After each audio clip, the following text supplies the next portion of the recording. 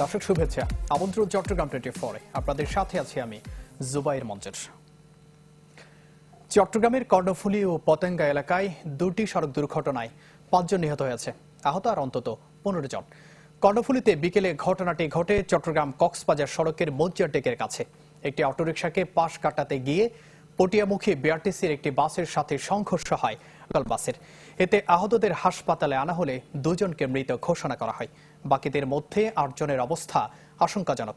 এদিকে এর আগে নগরের পতেঙ্গা স্টিল মিল বাজারে ট্রাক চাপায় মারা যায় 3 জন।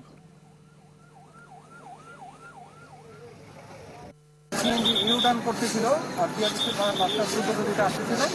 আসার পথে তখন সিএনজিটাকে স্টেপ করতে গিয়ে বিআরটিসি বাসটা উল্টো পথে চলে আসছে। রং সাইডে আইসা সরাসরি ওই বাসকে মারছে। লোকাল বাসটা ছিল, সরাসরি মুখোমুখি সংঘর্ষ হয়েছে। চট্টগ্রাম মহানগরের ভিতরে পৃথক সড়ক দুর্ঘটনা এই পর্যন্ত 5 জন মারা গেছে। তার মধ্যে কর্ণফুলী থানা মজ্জিয়া এলাকা থেকে অ্যাক্সিডেন্টে এই পর্যন্ত 17 জন এসেছে। এর মধ্যে 2 জনকে ডাক্তার মৃত্যু ঘোষণা করছে, আরও 7-8 জন আশঙ্কাজনক অবস্থায় বিভিন্ন ওয়ার্ডে ভর্তি আছেন। আর তাছাড়া আরেকটি পৃথক ঘটনা পতেঙ্গা থানা এলাকা থেকে, ওখান থেকে সড়ক দুর্ঘটনায় 3 জন এসেছে, 3 জনকে ডাক্তার মৃত্যু ঘোষণা করছে। করোনায় মৃত্যু আর সংক্রমণ দুটি বাড়ছে চট্টগ্রামে। গত 24 ঘন্টায় মারা গেছেন আরও 4 জন। এর মধ্যে 3 জন মহানগরীর আর 1 জন উপজেলার বাসিন্দা। এ নিয়ে চট্টগ্রামে করোনায় মৃতের সংখ্যা দাঁড়ালো 654 জনে। গত 24 ঘন্টায় 11টি ল্যাবে 1151 জনের নমুনা পরীক্ষা করা হয়।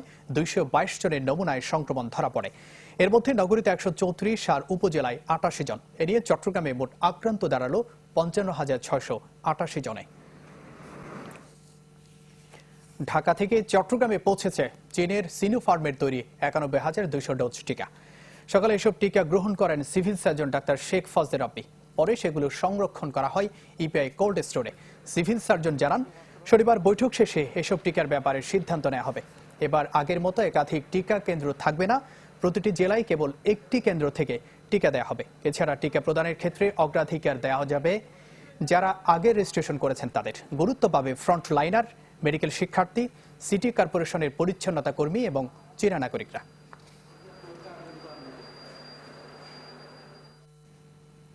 রাতভর ভারী বৃষ্টিতে চট্টগ্রাম নগরীর কয়েকটি স্থানে জলজটের সৃষ্টি হয়েছে। তবে সকালে বৃষ্টি থেমে যাওয়ায় নেমে যেতে শুরু করে পানি, কিন্তু জলাবদ্ধতা প্রকল্পের বাঁধ না কাটায় হালিশহর, দক্ষিণ কাট্টলী সহ কয়েকটি এলাকা দুপুর পর্যন্ত জলাবদ্ধ হয়ে থাকে। তাতে স্বাভাবিক চলাচল সহ নিত্য কাজে বাধাগ্রস্ত হয়ে দুর্ভোগে পড়েন এসব এলাকার মানুষ। অবিলম্বে পানি চলাচলের পথ স্বাভাবিক করে দেওয়ার দাবি জানিয়েছেন ভুক্তভোগী এসব মানুষ।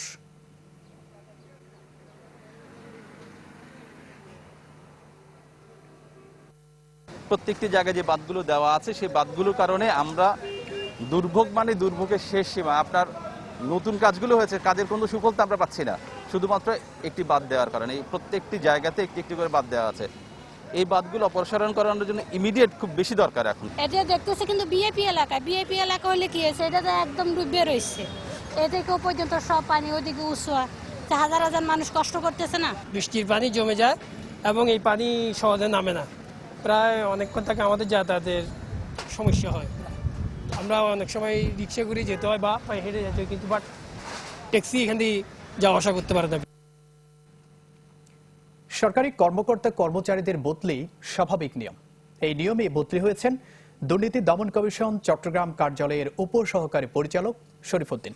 কিন্তু দৃশ্যত স্বাভাবিক বদলির কথা বলা হলেও তার এই পরিবর্তন নিয়ে উঠেছে নানা প্রশ্ন। গেল বুধবার সারা দেশে 21 কর্মকর্তাকে বদলি করে দুর্নীতি দমন কমিশন দুদক, যার মধ্যে চট্টগ্রাম সমন্বিত জেলা কার্যালয় 2 এর উপসহকারী পরিচালক মোহাম্মদ শরীফউদ্দিনকে বদলি করা হয় পটুয়াখালী। শরীফের বদলির বিষয়টি নানান প্রশ্নের জন্ম দিয়েছে জনমনে। কেননা এমন সময় তাকে বদলি করা হলো যখন তার তদন্তে একের পর এক জালে জড়িয়ে পড়ছিল রোহিঙ্গাদের জন্ম নিবন্ধন, এনআইডি কার্ড আর পাসপোর্ট ইস্যুতে জড়িতরা। শুধু তাই নয়, সম্প্রতি সাবেক এক মন্ত্রীপুত্রের অবৈধ গ্যাস সংযোগ নেয়া, কেজিডিসিএল এ অবৈধ পদোন্নতি, রেলে খালাসি নিয়োগে দুর্নীতি, কক্সবাজারে 3,500 কোটি টাকার শতাধিক উন্নয়ন প্রকল্পের ভূমি অধিগ্রহণে হরিলুট, চট্টগ্রামের স্বাস্থ্য খাতের টেন্ডার ও নিয়োগ বাণিজ্য সহ বিভিন্ন খাতের অনিয়ম দুর্নীতির মূলোৎপাটনে কাজ করে আলোচিত হন এই কর্মকর্তা। চাপের মুখে কিংবা কোনো তদন্তকে কিংবা কোনো দুর্নীতিকে উদ্ঘাটনের কারণে যদি কাউকে সরিয়ে দেওয়া হয় তাহলে এটি নিঃসন্দেহে খুব দুঃখজনক। প্রায় 3.5 বছরে অর্ধশতাধিক মামলার বাদী ও তদন্ত কর্মকর্তার দায়িত্ব পান শরীফ উদ্দিন। এই সময় আটক করেন সরকারি কর্মকর্তা সহ অন্তত 21 জনকে, জব্দ করেন 50 কোটি টাকা। বিশ্লেষকদের মতে মাঝপথে চৌকস এই কর্মকর্তার বদলি প্রভাব পড়তে পারে সব তদন্তে। তার সম্পর্কে একটা সুনামও আছেন, তিনি শুদ্ধাচারী মানুষ, নীতিনিষ্ঠ মানুষ। ফলত এই বদলির বিষয়টা পুনঃবিবেচনা করার দাবি রাখে বলে নাগরিকদের পক্ষ থেকে আমরা মনে করি। অবশ্য দুদক সচিবের দাবি কোনো চাপ নয়, স্বাভাবিক প্রক্রিয়াতেই শরীফের বদলি হয়েছে। তার অবশিষ্ট তদন্ত কাজ এগিয়ে নেবে অন্য কর্মকর্তারা। সবসময় কিন্তু অফিসারদের কাছে কাজ থাকবে, আপনি যারাই দিয়ে সে কিন্তু আপনার কাজ করবে, কিছু কাজ শেষ করবে, কিছু কাজ পেন্ডিং থাকবে, এটা একটা স্বাভাবিক প্রক্রিয়া। 2017 সালের ডিসেম্বরে দুদকের চট্টগ্রাম কার্যালয়ে বদলি হয়ে আসেন শরীফ উদ্দিন। ফখরুল ইসলাম, চ্যানেল 24, চট্টগ্রাম। এবারে ফার্স্ট সিকিউরিটি ইসলামী ব্যাংক সংবাদ বিরতি। ফিরে আসছি একটু পর, সঙ্গেই থাকুন।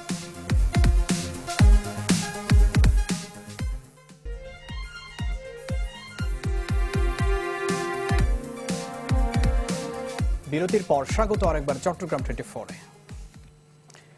পার্বত্য জেলার রাঙ্গামাটিতে এবছর কাঁঠাল আর আনারসের ফলন হয়েছে বেশ ভালো, তবে চাষিদের আক্ষেপ বাজারে পাওয়া যাচ্ছে না তার ন্যায্য মূল্য। হতাশা আছে মৌসুমী ব্যবসায়ীদেরও, কারণ পরিবহন খরচ বেড়ে যাওয়ায় বিক্রিতে প্রত্যাশিত মূল্য পাচ্ছেন না তারাও। জিয়াউল হকের রিপোর্ট। বাজার থেকে নৌঘাট কিংবা ট্রাক টার্মিনাল, রাঙামাটির সবখানি এখন বাহারি সব মৌসুমী ফলের সমাহার। এবছরে কাঁঠালের উৎপাদন ভালো হলেও সঠিক সময় বৃষ্টিপাত না হওয়ায় আকারে কিছুটা ছোট হয়েছে। পাশাপাশি বাজারে আসতে শুরু করেছে আনারসও।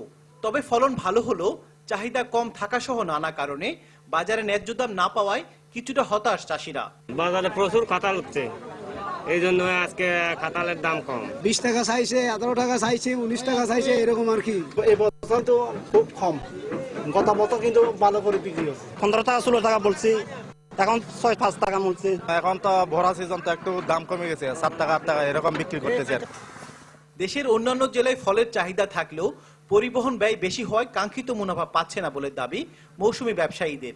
এই কাঁঠালের অনেক খরচ, বোট ভাড়া, লেবার খরচ, বিভিন্ন খরচে আমি পোষাই না। কাঁঠাল 35 টাকা খরচ হয়েছে, কিন্তু গাড়ি ভাড়া, লেবার, এটি খরচটা বেশি।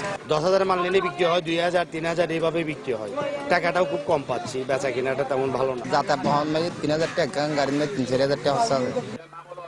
হিমাগার সংকটে পচনশীল পণ্যগুলো মজুত করে রাখতে না পারায় ব্যবসায়ীরা ক্ষতির মুখে, বলছে কৃষি বিভাগ। তবে সমস্যার সমাধানের উদ্যোগের কথা বলছেন তারা। বেশি চলে আসে তখন দাম পড়ে যায়, আবার একটু যখন কম আসে তখন তারা বেশি মূল্য পায়। আর যেহেতু আমাদের এখানে কোল্ড স্টোরেজ নাই, আমাদের সবচেয়ে বড় সমস্যা আমাদের এখানে কোনো সংরক্ষণাগার নাই। এর কারণে কিন্তু আমার কৃষকরা এই পচনশীল এই সামগ্রী রেখেও দিতে পারে না। এই বছর পার্বত্য এই জেলায় 55,850 মেট্রিক টন আনারস আর প্রায় 97,000 মেট্রিক টন কাঁঠাল উৎপাদনের আশা করছে কৃষি বিভাগ। জিয়াউল হক, চ্যানেল 24, রাঙ্গামাটি। এ ছিল এখনকার আয়োজন। এতক্ষণ সাথে থাকবার জন্য ধন্যবাদ সবাইকে।